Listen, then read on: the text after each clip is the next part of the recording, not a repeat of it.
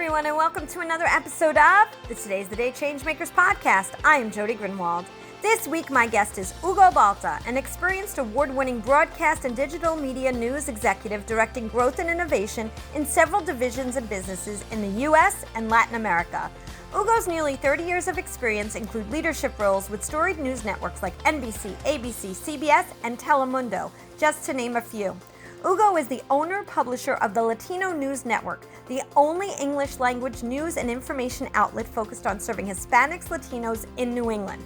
Hugo is also a writer and associate editor for the Chicago Reporter, producing stories focused on covering race, ethnicity, and culture in the third-largest market in the United States. In 2016, he was inducted into the National Association of Hispanic Journalists Hall of Fame, and as part of his acceptance, founded the Hortensia Zavala Scholarship, a not-for-profit to help students with the high cost of education. Hugo was born in Paterson, New Jersey, and is the proud son of Peruvian immigrants. He shares that growing up, he felt like a child of two worlds. He had the responsibility at a young age of bridging the language barrier between his parents and the outside world.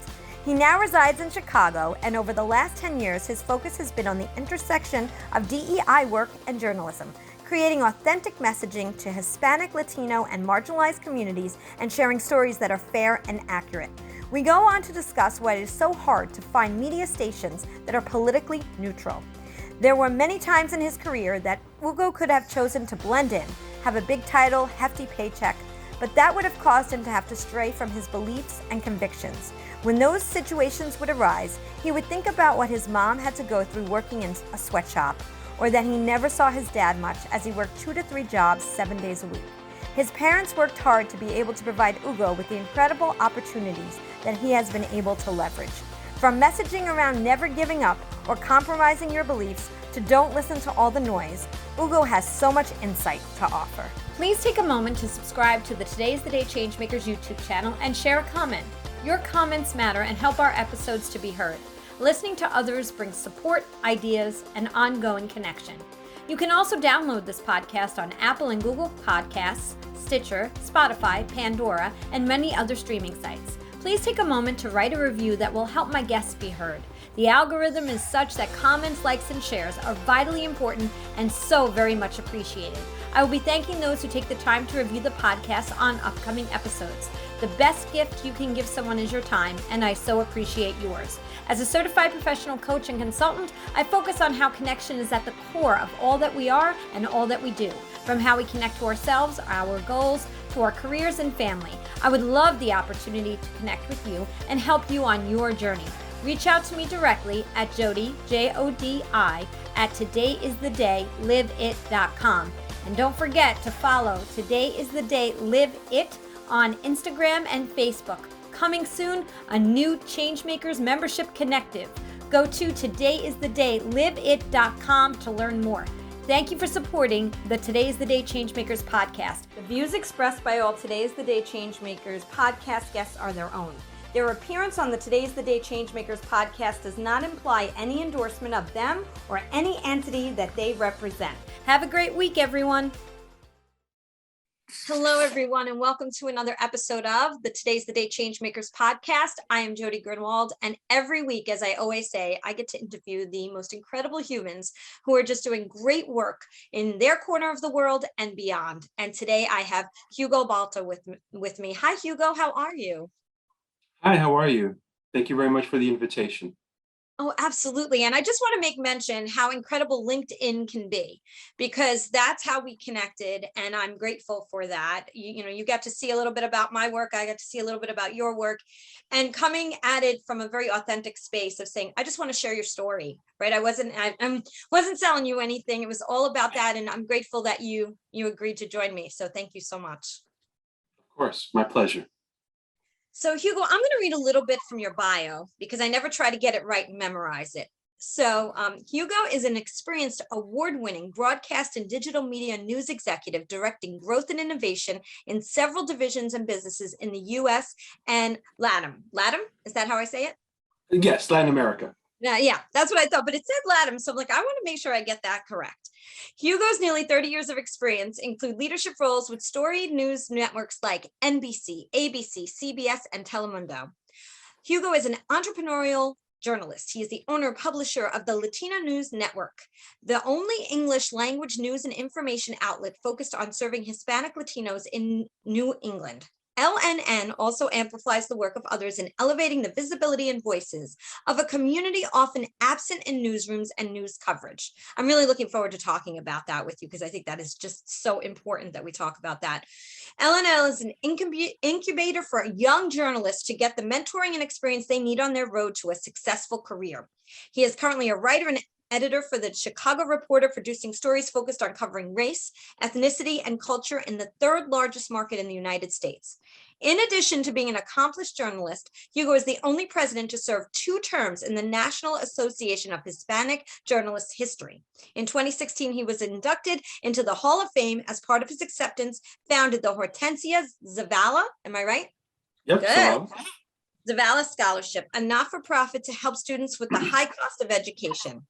As an experienced change agent, Hugo has been successful in transforming workplace culture and adopting the principles of diversity, equity, and inclusion by changing the negative narrative, and I love this, of fixing a problem to one of realizing an opportunity. And there's a lot more in your bio, and so much that I could keep going, but I want us to have a conversation. I always ask this to Hugo, how does it feel to hear that back?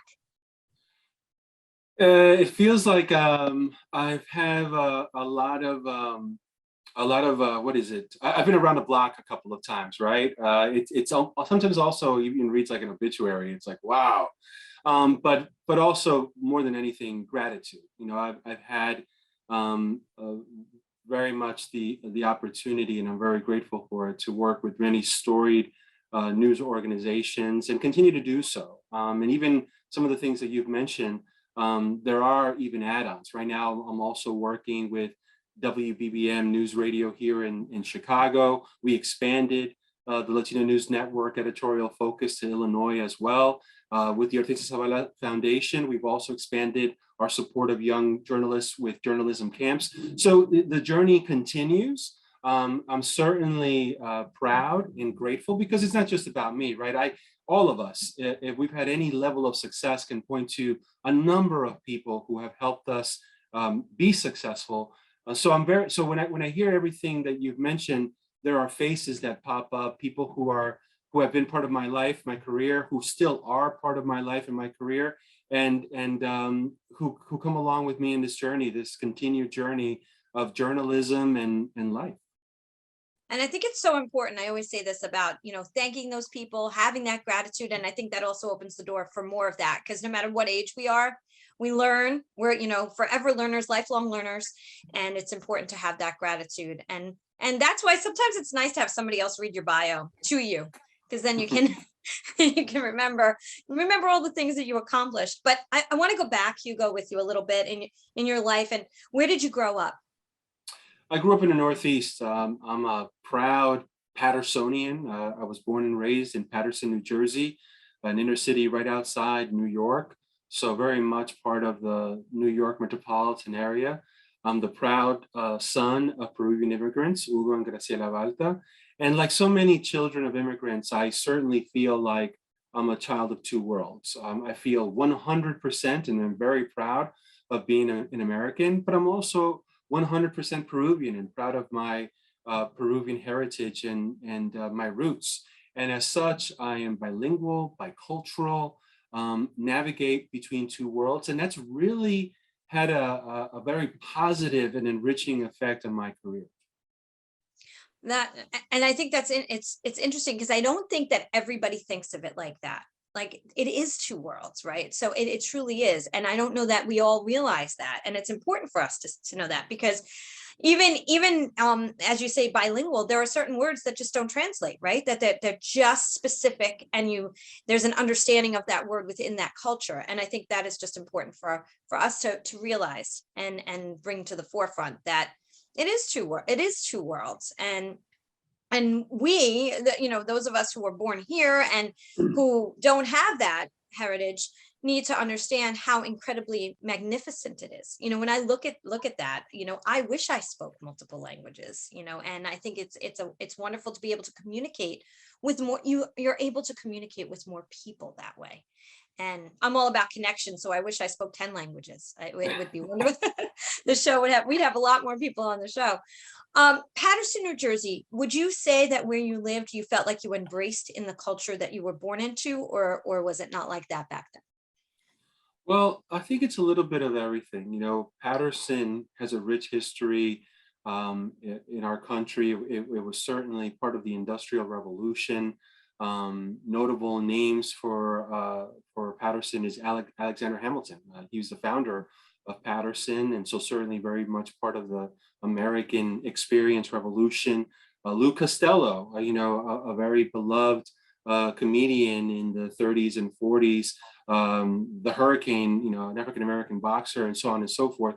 My parents went to Paterson, again, very much like so many immigrants, because that's where the jobs were. Paterson, known as Silk City, had many different factories, and they both came independently looking for work. So a large number of Peruvians came to Paterson, and like so many immigrants, they all gravitated and lived in certain neighborhoods. So when I was growing up, I certainly was part of that Hispanic Latino immigration experience, and I was surrounded by people who were a little bit like me, maybe not necessarily from Peru, but from South America, children of immigrants. But I also grew up with other communities, African Americans, and certainly members of the white community. And sometimes there was strife, like even in situations like now, we see a lot of changes in neighborhoods, the makeup of the changes in neighborhoods. Some of it has to do with gentrification, and certainly that's a negative. But whenever you have change, there's always friction. And I certainly grew up in a situation that was one part certainly welcoming, one part resistant to change, and certainly went through my trials and tribulations in regards to prejudice. But again, those are the things that make us who we are, and I wouldn't change a thing. I think Paterson is a wonderful city. It's a city that has had peaks and valleys, and will continue to do so. And I'm hopeful that it will continue to lift itself up as an industrial city and continue to be part of the fabric of the American experience. Yeah, I'm in New Jersey, so I know Paterson, and I've been to Paterson, and so you taught me though some people that came from there. I didn't know. You named a couple that I didn't know about, so I'm getting a little history lesson too here. That's great. That's great. So now, when you moved out of Paterson, where did you head to? So my family moved to not nearby Ringwood, New Jersey, Wanakee, New Jersey, actually near Ringwood. But when I started to come of age and started pursuing my career, my career started in New York City. So I worked in Telemundo, at NBC, and New York One, and WPIX. And then I moved to South Florida, where I started my 14-year career with NBC Universal and Telemundo. Then came back to New York, worked at MSNBC, worked at CBS. I moved to Central Connecticut for about 8 to 10 years, when I worked with ESPN, ABC News, the Disney company. And now I'm living in Chicago, Illinois. I moved here 2 years ago with my family, again, for a career opportunity. And I've worked at the local PBS station here at WTTW. I mentioned News Radio WBBM, the Chicago Reporter, certainly, and of course with the Latino News Network. When you say all of these letters and all that, it's just incredible, the work that you've done. So why don't we also tell the audience what kind of work within these stations you do? Sure. I'm a producer at heart, and certainly the bulk of my career has been in broadcasting, television specifically. So I've worked as a producer for local news, and again, in the different markets that I've mentioned. I've worked in cable news, MSNBC, in various roles, including as a senior producer. I've worked as news director, so I've had the news department at the local level, both in New York and in Chicago. I'm an independent journalist. In 2019, I took over for the Latino News Network and expanded it to 5 different markets. That's helped me continue my work that began with the National Association of Hispanic Journalists in investing time in young journalists, helping them develop, but more than anything, producing content that raises the visibility and voices of the Hispanic Latino community that too often are ignored, are absent in the narratives of mainstream media, regardless of platform. And when they do penetrate mainstream media, it's always in a negative narrative or one-dimensional storylines that really do not depth, that doesn't provide the depth of this community. So right now, I guess I'm in a little bit of a transition where the last 10 years, the focus of my work has been in the intersection of diversity, equity, and inclusion in journalism, and more in the independent space. I've also done a lot of work in communications, in public relations, and really looking at messaging and working with some very prominent brands in doing the same, and that is to produce authentic messaging that really engage with the Hispanic Latino community as well as other marginalized communities in looking to provide storylines that are fair and accurate. Why did you go into journalism to begin with? What was your pull? Journalism communication was really always a part of my life. And I remember, like all of us, right? I am very much the child of Hugo and Hugo Balta. And I remember watching my parents gravitate to mass media, not only to learn about their adoptive country, so reading newspapers, listening to the radio, watching television, but also to have a connection to their homeland. So obviously back then in the 1970s, there wasn't the internet, so it was much more difficult to stay in touch with your homeland, with your family. And so media was very important in my house for those two reasons. And then I remember, again, not unique, as a child of immigrants, going with my mother to do chores, to the grocery store, to the bank, to the post office, and to the doctor, and being her translator, right? I would be 10, 11, 12 years old, and I would be translating for my mother to someone who didn't speak Spanish and she didn't speak English. And I didn't often understand what I was translating, but I did understand the power of being a bridge builder between two people separated by language. That, along with a third pillar, and that's service to community. My father, one of the first Peruvians to come to Paterson, like so many others, would help others from his neighborhood come to the United States. And I would go with him to the airport to pick up total strangers. He would help them find temporary housing, temporary work. So he really instilled in me the necessity of giving back, right? He was doing what someone had done for him. So that combination, as I was coming up, was really powerful for me. And I wanted to be involved in journalism to be able to give back, right? To provide news and information that was educational and empowering and helping people help themselves. Wow, that's just absolutely beautiful. That's the reason. I mean, what a phenomenal reason. But I do want to ask you, being that 10-year-old, and there's still a lot of that happening now, right? Where that 10-year-old, there's those 10-year-olds that they are bridging the gap between the language barrier. How did it feel to you as a lot, or did you just see it as what it was? I'm translating language, or did you feel like it was a huge responsibility at that time? That's a good question. I think all children they don't want to be different. And I remember a time where I was resistant to speak Spanish. And I almost resented it because when I would go to school, my name was different. It was pronounced differently, Hugo, not Hugo. And even when it was pronounced Hugo, it was often mispronounced. I probably did that. I apologize if I did that. No, please. I would speak a different language at home. I would eat different foods. And so as a child, you don't want to be different. You want to be like everyone else. And I remember complaining to my mother and telling her, I don't want to speak Spanish. I want to change my name. Why can't we, why do we have to have, rice and beans? And why can't we have the food that I'm having at school?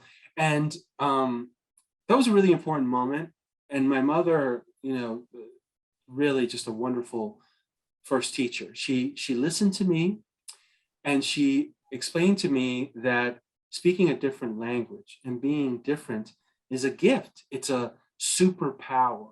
And she said to me, not everybody speaks more than one language. Not everybody has the fortune to be able to go to another country and have somewhat of an embrace of that culture and being in another country and having the same. And so she started to instill in me what was special about being different. And so as I started to help my mother, right? And who doesn't want to, I mean, first of all, an adult, let alone a parent, asking you for help is huge, because you're so dependent on them. So to have my mother asking me for help and I could do something that even she couldn't do, that was really special. And that's when I started to embrace being different and really being purposeful and being bilingual, bicultural.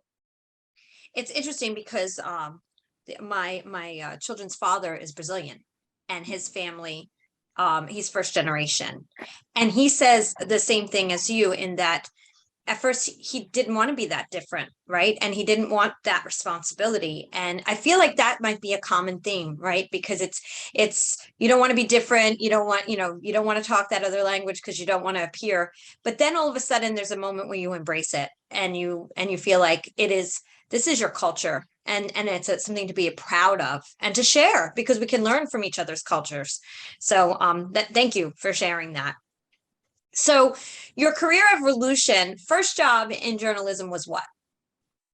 As an intern, I was an intern at WNJU Telemundo 47 in New York.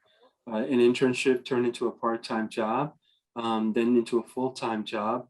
And I worked with them for, I think, 2, maybe 3 years before I went to NBC in Miami. But then came back to Telemundo and was able to lead the news department because when I came back to New York, worked at MSNBC, worked at WNBC.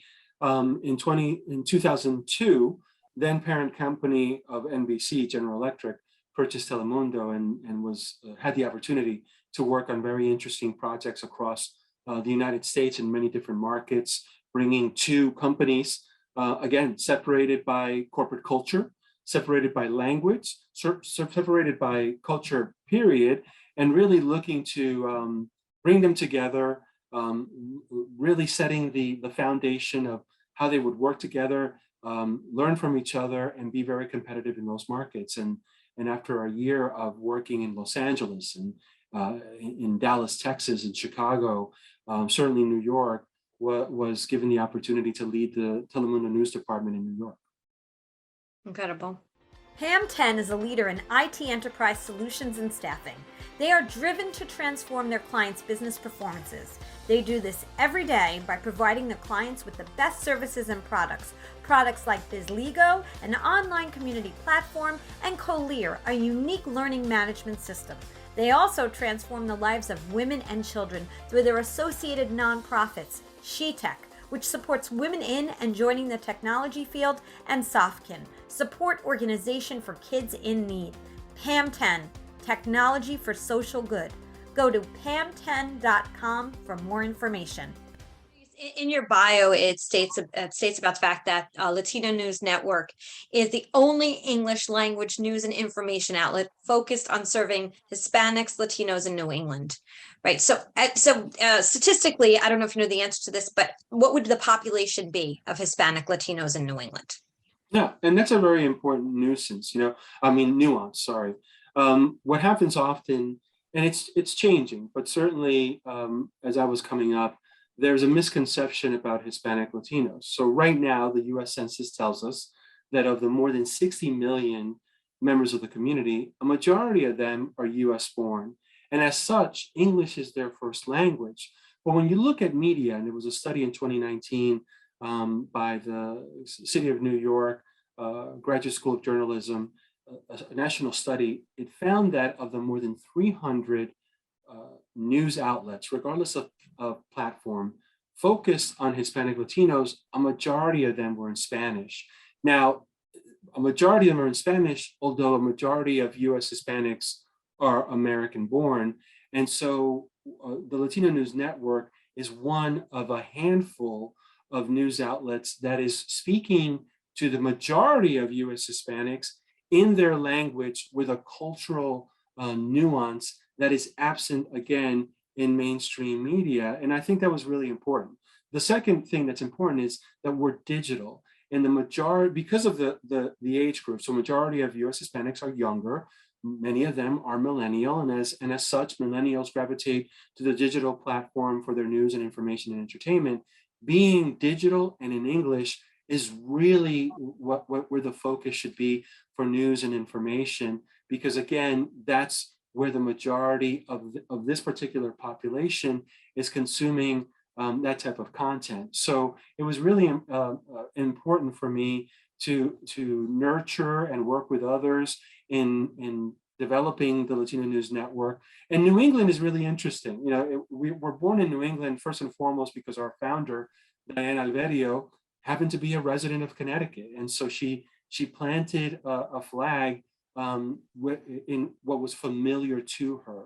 So it was really her vision in 2012 about thinking, and she's also a former president of the National Association of Hispanic Journalists. So she understood that the challenges of continuing to demand to work with media in better representation of Hispanic Latinos in newsrooms and in news coverage, but that's really like swimming upstream. And so at that time in 2012, because of technology, she, a pioneer herself, took the opportunity to create something new. And in 2019, when she retired as a journalist, I was very happy to take over for her. So New England, first and foremost, because that's where she was born, but there's a large, first of all, you can walk from New York to Los Angeles, no matter how large the market is or how small, you're going to come across a Hispanic Latino.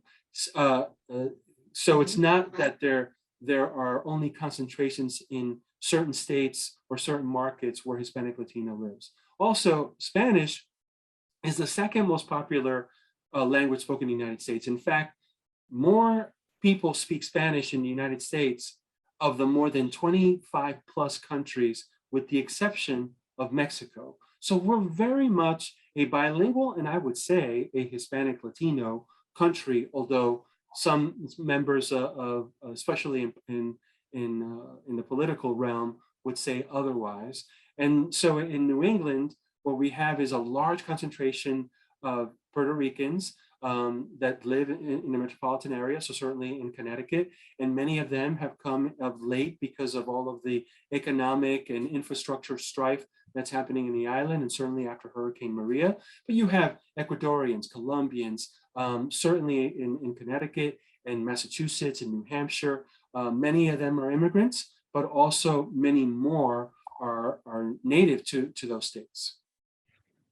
So the Latino News Network has 5 different platforms, right? Or different in different states. Do you want to just share which ones you cover and how do people find them? Yeah. So we're in Connecticut. That's our flagship. We're also in Massachusetts, New Hampshire. Late last year, we expanded to Rhode Island, and now in the Midwest in Illinois.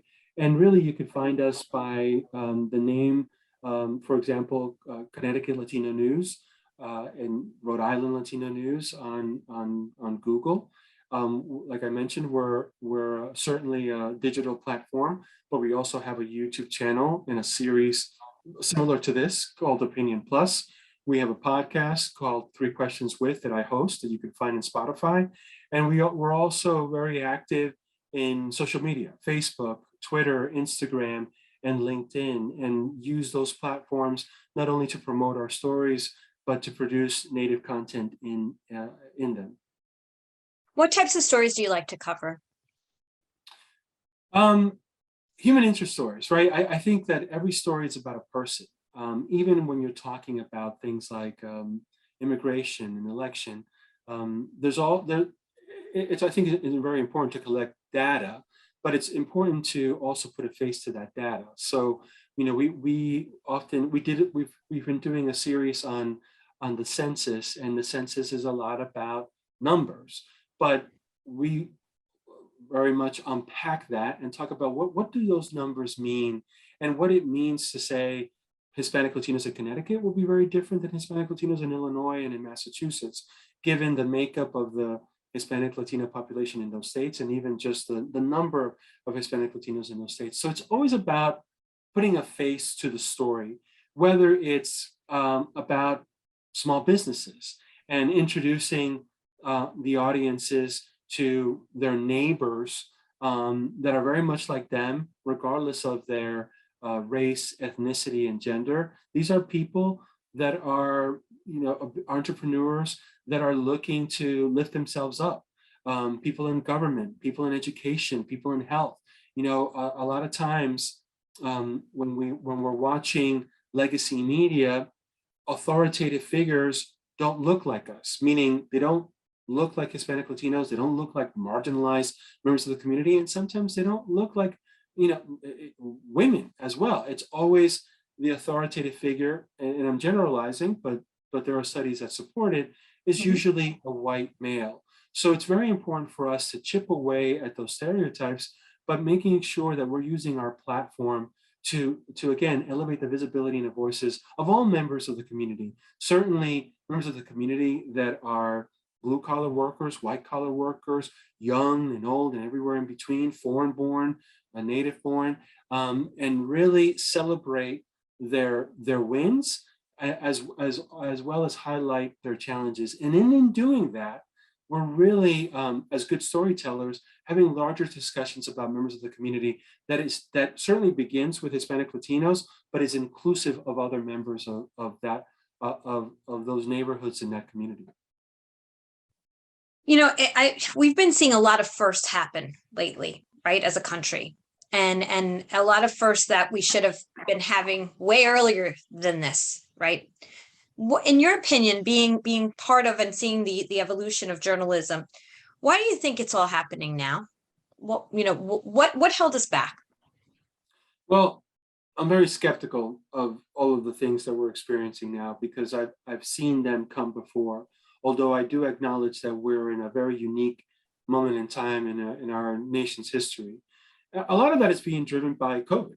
We're walking on year 3 under COVID, and despite the fact that many people are celebrating getting rid of their masks, we're still very much knee deep in COVID-19. But COVID really changed the dynamic in that it exacerbated systemic existing disparities that have always been there around healthcare, certainly around education, especially where we saw remote learning and how Black and Brown communities were being left behind because of a lack of those types of resources. We saw it in the workforce. Many Black and Brown communities, certainly Hispanic Latinos, did not have the luxury of being able to work from home. They're essential workers. They're the ones that kept our country running, especially in those 3 months where we were shut down. Representation in government, right? A lot of decisions that were being made at the federal, state, and local level were not being made in mind with the people who were most affected by COVID-19, including when the vaccines were made available. And that's because we don't have equal representation in government in those decision makers and those people who are making those decisions about us.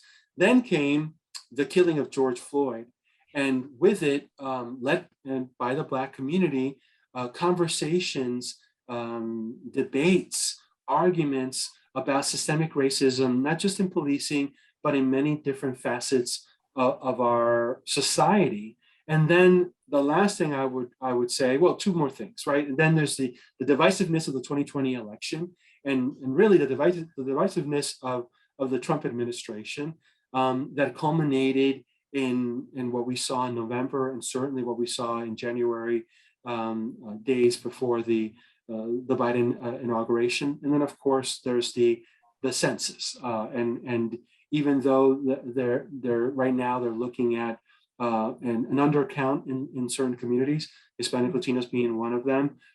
That's always a telltale sign of where our country's moving, and we're inching our way closer to being a majority minority country. So COVID-19, George Floyd, and Donald Trump, a lot of companies started to really look at themselves.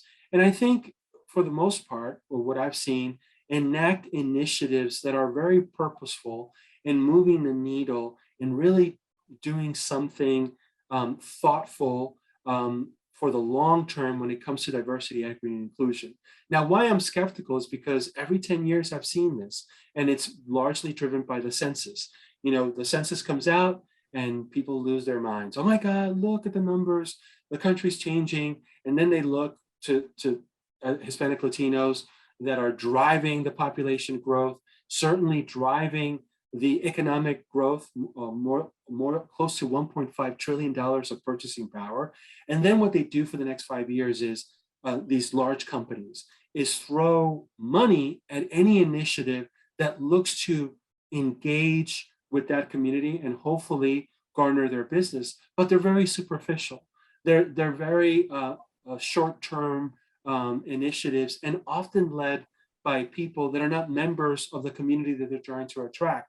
And so more often than not, they fail because of that. And then ultimately, because we do have a economic cycle, there's the tightening of the belt somewhere between in this scenario, 2010 and 2020, and then initiatives, especially DE&I, that are seen by the white establishment as nice to have, to be able to point to at a PowerPoint presentation or to speak to in a sales pitch. They're the first ones to go away.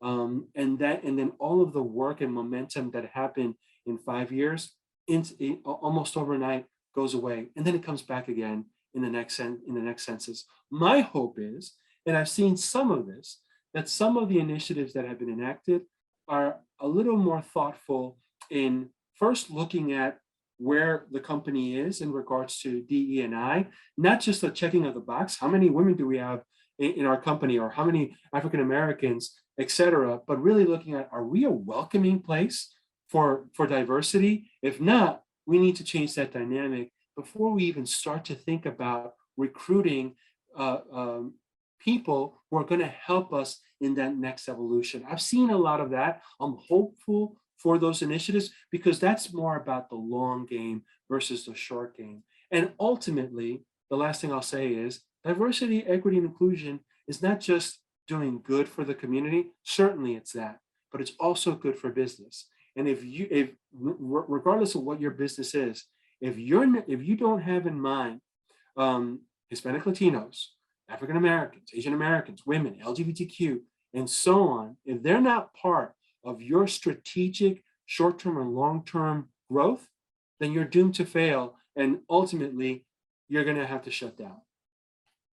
Well, your organization, the way I see it, needs to be representative of the community and the customers and the clients that you serve. I mean, and that's been the issue. And one of the things that I'm most nervous about is the fact that we do a lot of talking, and I see a lot of talking. And now there's a lot of summits and forums and all of these things happening. But we need to make sure, like you said, and it's so valid, that the momentum turns from talking into doing and creating systematic change. And what I worry about, like you do, is this the topic now, because it's so hot that it cannot go away. We must continue but we have to create action, and it needs to come. And I'm sure I think you'll agree with me on this, is that from the top, right? So if you put somebody in a DEI position and yet the person above them is not diverse, that person still needs to support that person who is diverse and be behind them as they work to make the changes that are necessary and be there to support. And I had a podcast guest that was talking to me about someone who was placed in that position. And in one case, the CEO was supportive. And in another whole case, the CEO was like, okay, that's you handle that, but not stamping the approval from the top. And that makes a major difference. That's true. Look, I think when you're talking about diversity, equity, and inclusion, it has to be a multi-pronged approach. A lot of the DE&I initiatives, especially in hiring, is at the entry level, and that's fine, except that studies show that decision making has a trickle down effect from the top to the bottom. So if you have leadership that is not reflective, as you said, and inclusive of your customers, of the people that you're serving, then ultimately the decisions that you're making are very narrow-minded and not in tune to the wants and needs of the customers that you're looking to serve. Now, if you're so you have to hire entry level, but you also have to hire and in positions that have power and influence and resources to really enact change. And it's also, when we talk about diversity, equity, and inclusion, there's an overemphasis on diversity, the makeup of what a company looks like. Inclusion, right? And it is also very important. You can't have one without the other. So diversity is about who's on the team. Inclusion is about who gets to play. And equity is about creating an environment for upward mobility. A lot of times in companies that I've worked with, they don't have a recruiting problem. If you want to work, say at ESPN, the mecca for sports journalism, ESPN doesn't have a challenge in recruiting, but they do have a challenge in retention. Because once you get there, you have to ensure that there's an environment that's not just welcoming, but that is going to create a pipeline for, especially entry level, for upward mobility. If that's not in place, as soon as you get them in the door, they're facing an environment that tells them, welcome. Now, in order for you to be successful, you need to assimilate to our culture, which is completely counterproductive to why you hired that person for their diversity. They get frustrated, they don't see themselves in the leadership, and they're out the door. So you have to, and diversity, equity, and inclusion is progressive, right? It's change that needs to happen over time, but it needs to be methodical. There's no silver bullet, and you can't be a bull in a china shop type of change, very quick and very destructive. So I think that the approach needs to be key hires all up and down that hierarchy in that company, and then allowing those people to do their jobs. I've often been in a situation where, man, I was sold on what my job was going to be as a person that's hired to enact change, a change agent, certainly a disruptor, but then not having the support to actually do that, and then almost kind of be shoehorned into being a token. And that was really very frustrating for me, and certainly, like so many other people, left for other opportunities. Yeah, nobody wants to just be there to be a box checker, and that's the problem, right? Because we also have a fine line, because as we move into this space, should have been there before, but as we move into the space, we can't just be saying, okay, now we need somebody who's Latino, now we need somebody who's brown and black, and just checking boxes. We have to make sure that, like you said, not only are we bringing them in, but we're allowing them to infuse what their talents are into the culture of the company. Yeah, and you have to continuously be developing your bench, and then you create a systemic environment for that supports diversity, equity, and inclusion. And then I also, the last thing I'll say is diversity, equity, inclusion includes members of the white community that often feel alienated as soon as they hear the word diversity. Diversity includes them. They need to be part of the decision making, the conversations, because how can we support DE&I and segregate and alienate the largest population in a company and in the country? So often DE&I also fails because it alienates the white community, and that's one of the problems. And that's so counterproductive, because the whole point is coming together. And that's, so I'm really, thank you for bringing that up, because I think that was a really, really important message as well. Can you help leaders? Like we were talking about this before a little bit, but the Great Resignation, right? People, they just were like, I'm out. It was a lot. They decided also, the pandemic hit us in so many different ways, including the fact people having that realization, life is short. I don't like where I'm at. I don't like the way I'm being treated. I'm out. But help leaders to better understand what they need to do to retain staff and hire a workforce that is representative of the companies they serve.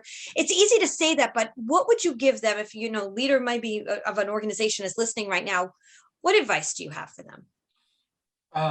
I think we're living in very interesting times, and I think the Great Resignation is such a seismic change in the workforce, where prior to COVID-19, employees were made to feel like I should be grateful to be here.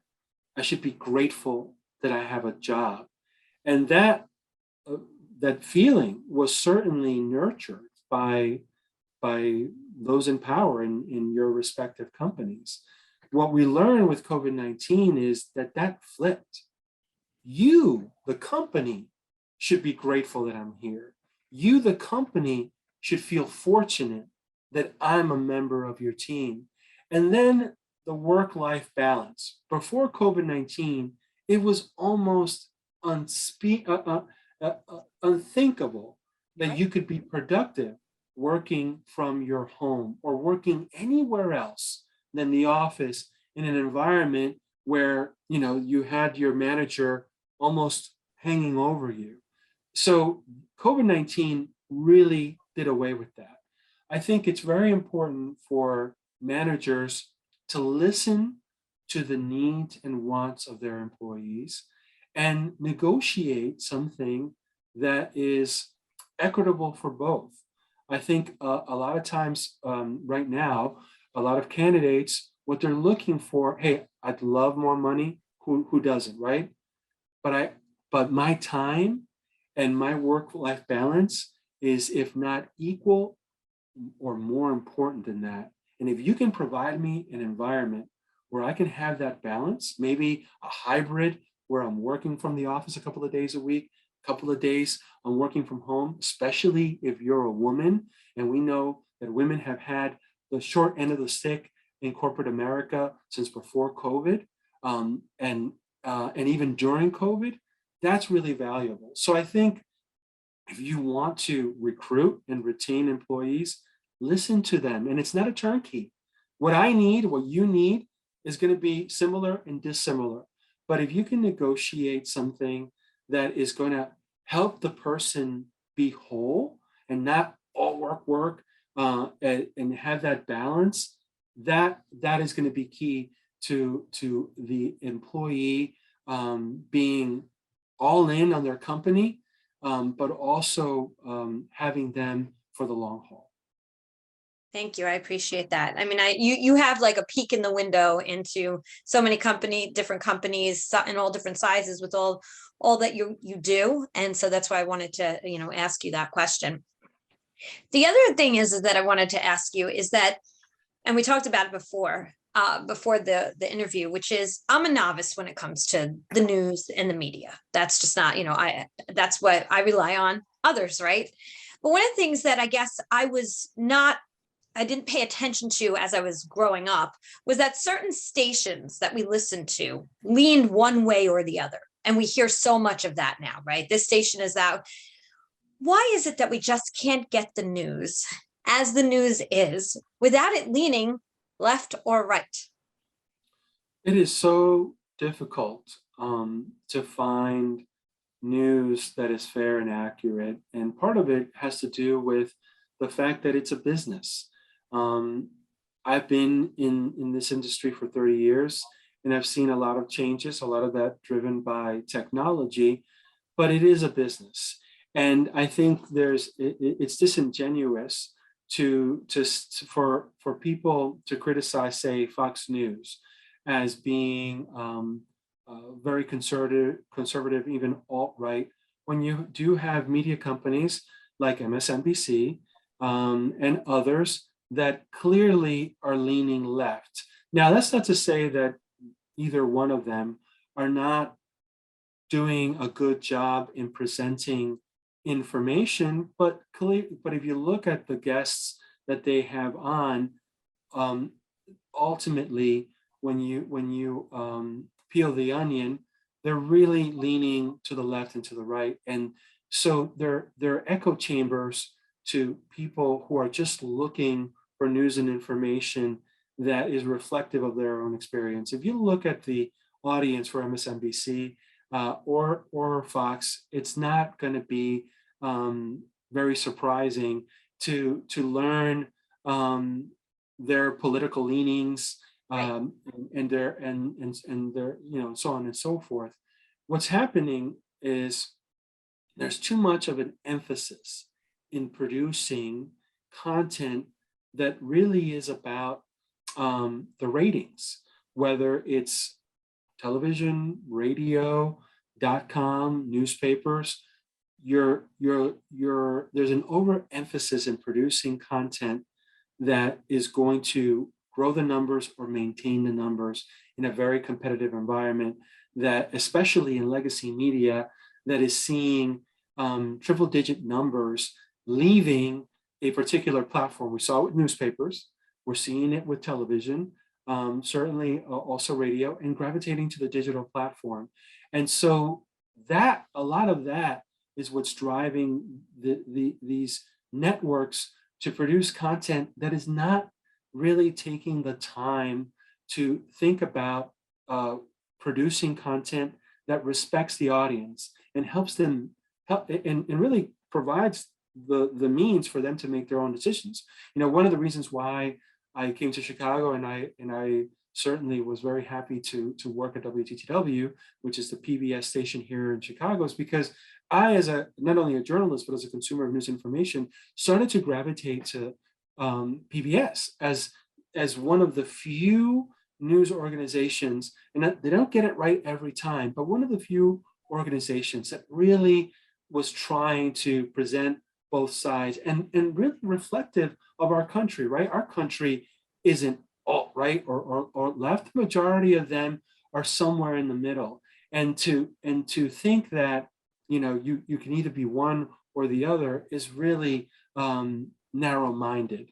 So and then on top of all of that, you have a lot of misinformation that is being produced and provided to you in social media. I can't tell you how many times close friends of mine are sending me content from TikTok, from Facebook, and they're just taking it as truth. And I'm saying, so I ask them, I go, well, who produced this?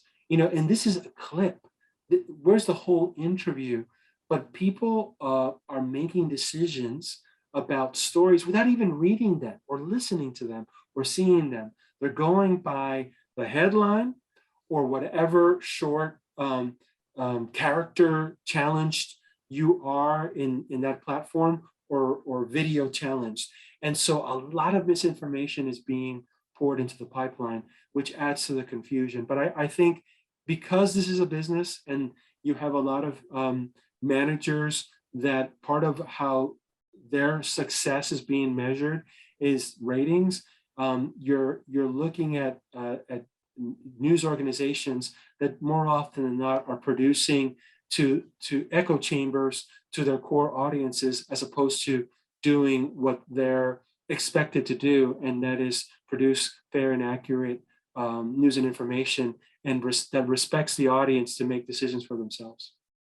Absolutely. And like I said, growing up, I never really realized it. And as I got older, obviously I did in that, which the leaning, and it's like, I just want the truth. It's like I'm just in search of the truth, and not either way. So that's the hard part is finding that. And I know that that's important to you to share in the work that you do. And you have, I remember early on in the Trump administration, Kellyanne Conway coined the phrase alternative facts. And when I heard that, I was like, what? There's no such thing as alternative facts. Facts are the facts. But there is some truth to that, because our perception is that person's truth.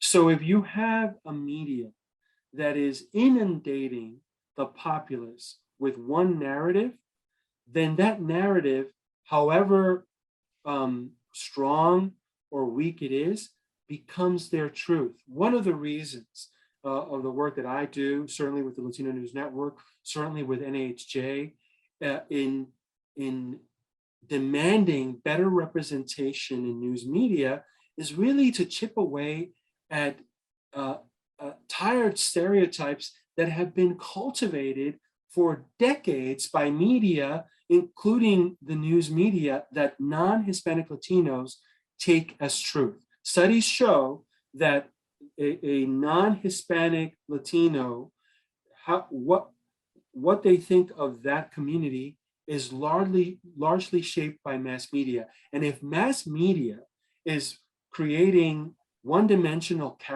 caricatures of my community, then when I'm meeting that non-Hispanic Latino, they already have an image in mind of who I am, where I'm from, that is based on falsehoods. So perfectly said. And you know, I don't know that anything's being done to change the way this is being done. I don't know if you know of anything that's going on behind the scenes, but it doesn't look like there's any changes happening to the way the news is being driven. I don't know what your thoughts are on that. I think that it's slow moving. I can point to many different companies that are, ABC News, CNN, certainly, Telemundo and Univision, both in the English and Spanish language space, of course, are certainly moving in certain areas, experimenting, especially with streaming services, with digital, in doing so, but largely, overwhelmingly, where we're seeing a large movement is in the independent space. Independent journalists that are not only covering Hispanic Latinos, African Americans, LGBTQ in a more authentic, profound way, but even covering neighborhoods in a way that just big media can no longer do because of contracting budgets. So even if I look at local media here in Chicago, there's an overarching way that they cover news that sometimes ignores the dynamic of certain neighborhoods on the north side, on the south side, on the west side. You have independent media that is now telling stories about their own neighborhoods, whether it's COVID-19, whether it's the economy, whether it's elections, so on and so forth, in a way that the big media companies can no longer do. So the biggest movement in regards to fair and accuracy, whether it's by geography or race, gender, sexual orientation, it's happening in the independent space. Well, then that's, a place that we need to, if we're streaming anyway, right? Why not go to where we can get the most accurate information, and it being so that it's more neutral and it's real and it's local. That's the other thing. It's about those communities that you may not be hearing about. And let's face it, news also includes good stories, right? And we don't hear a lot of those that much. And I think, looking at your sites, I definitely did see that there was a lot of great human interest stories that were good stories. And that's what we also need to get a balance between what's going on in the world and some of the things that some people are doing to make the world a better place. Yeah. So, and we've also adopted solutions journalism. I think whether it's independent news or local news, national news, there's too much about pointing to a problem, not enough about solving the problem. So solutions journalism is really, part of our one of our four pillars in regards to the Latino News Network. We certainly want to celebrate the accomplishments of members of our community, certainly celebrate culture and ethnicity, but we have to also talk about the challenges that the community has, and selectively also talking about what are those solutions? So we lend our platform for discussion and debate is very important. Debate isn't about just arguing your point. It's really where innovation lives, where new ideas are fostered. And so if you're going to talk about, say, the problem about the disparities in the healthcare system, beginning with COVID-19, then you also have to lend your platform so that thought leaders, members of the community, can come and discuss and debate about what those solutions are.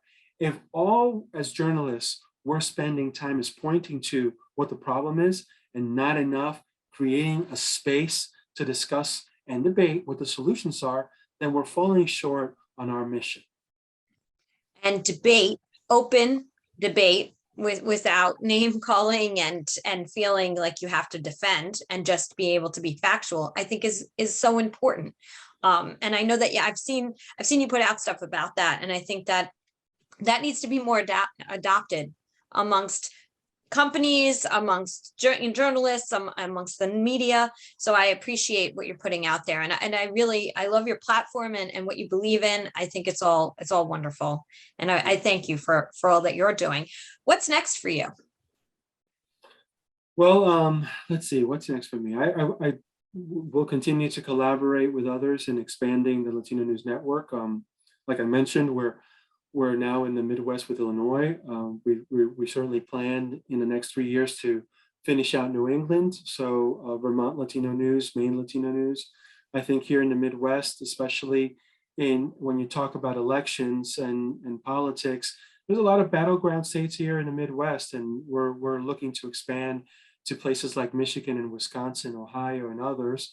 And then of course the West Coast. So I think my focus will be to continue to strengthen the 5 markets where we are, and certainly looking to improve on what we're producing, but also looking at expanding to other markets in the Midwest and in the West Coast. I'm also going to be, I have introduced a journalism camp last year through the Hortensia Zavala Foundation, which was very positive and went very well. We focused the journalism camp on covering ethnicity, race, and culture, which is very important, especially in the times that we're living. Not that it's not covered in schools of higher education, but certainly not enough, and certainly not with the dynamic, especially with students of color, and what they should expect and as they're entering the workforce, because it's much more than just getting acclimated into a workplace environment. Often they're going to be either the only one or a few people of color, or members of their own community. So that journalism camp is very important for many different reasons, and I'm looking to continue to expand on it. And I'm also going to be teaching at Columbia College here in Chicago as an adjunct professor. So I'm looking forward to that, and looking forward to continue to grow in that space. I think I'm not sunsetting yet, but I could certainly see the finish line. I think a lot of what I want to focus on is continuing to mentor the next wave of journalists, both currently and students, and sharing what I've learned, and helping them be successful in meeting their goals. Wow. Well, you sound so busy and you wear so many hats, and that it's incredible, and it's so important. Mentorship is so important, and to be able to help that next generation so they learn from you, and they don't have to, they're going to need to learn on their own too, but they get to learn some really great gems of information from someone who's done it for so many years, and that's so important. So thank you for giving back, and it's just wonderful. So I want to ask you what I ask everybody is kind of our last question. I could talk to you for hours, by the way, because you have so much great information, and hopefully you could come back and give us an update once you start adding more to I would love for you to come back and talk more about even the teaching and the mentoring and the camps. But what is the footprint that you're creating right now that you want to leave behind? That's a great question. What do I want to leave behind? I think I want to inspire people, journalists, the way that I have been inspired, right? You want to give the baton. I know there will never be a time where I will ever feel mission accomplished. I crossed that finish line. The best that I could hope for is I've advanced journalism. I've advanced diversity, equity, and inclusion. I've advanced, specifically speaking to Hispanic-Latinos, I've advanced in the work that I do, the community. And if I've advanced, however, whether it's an inch or more, it's because someone before me created a situation for me to advance. So my hope is that I've done the same for someone else or others. I want people to say, wow, you know what? I'm here because of people like Hugo, who were unapologetically truthful, honest, comfortable with who they are. I mentioned about being a child and you want to be like everyone else. You don't want to be different. There's been so many times in my career where I've been in a situation where, man, I could just blend in or be that token, and I could have a very robust career, hefty title, hefty paycheck. And then I would think, what would my parents think about that? Or my grandmother think about that? A woman who would wash the clothes in the neighborhood to make ends meet. My mother, who I would meet during the summer to have lunch with her, because that's the only time I could see her, when she would have lunch after working in a sweatshop, and she would come out drenching in sweat. Or my father, who I never saw almost 7 days a week because he's working 2-3 jobs. What would they think? And so I've made decisions that have not made me popular, that have made many people uncomfortable, but I know, however small or more, I'm hoping it's more, advanced the conversation so that the next person that comes along is still going to have challenges, probably not cross the finish line, but hopefully they're inspired to do the same because someone did it for me and someone did it for that person. So my footprint is unfinished work, but hopefully inspiring work that others will look to take on. Well, it sounds like your family would be extremely proud of the fact that you decided to go the road less traveled, because it's the hardest thing to do. And I haven't been there in that way that you have, a totally different way. But yeah, not always, I'm not always swimming in the same direction as everybody else, because your beliefs are strong and you feel like you need to be the one to say, hey, wait a second.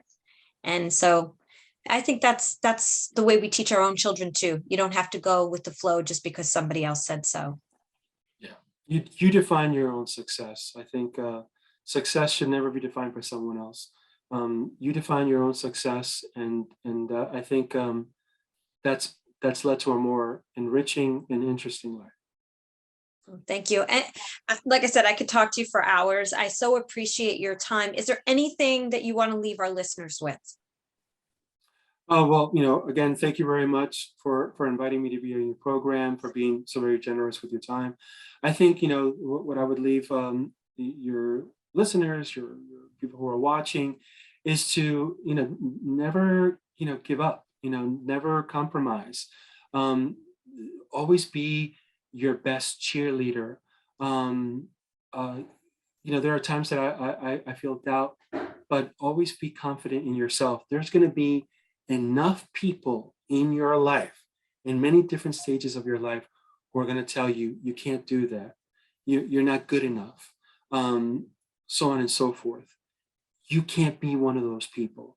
You have to be that person that's always telling you, yes, you can. Find a way. Keep pushing forward. Keep believing in yourself. Don't listen to all of that noise.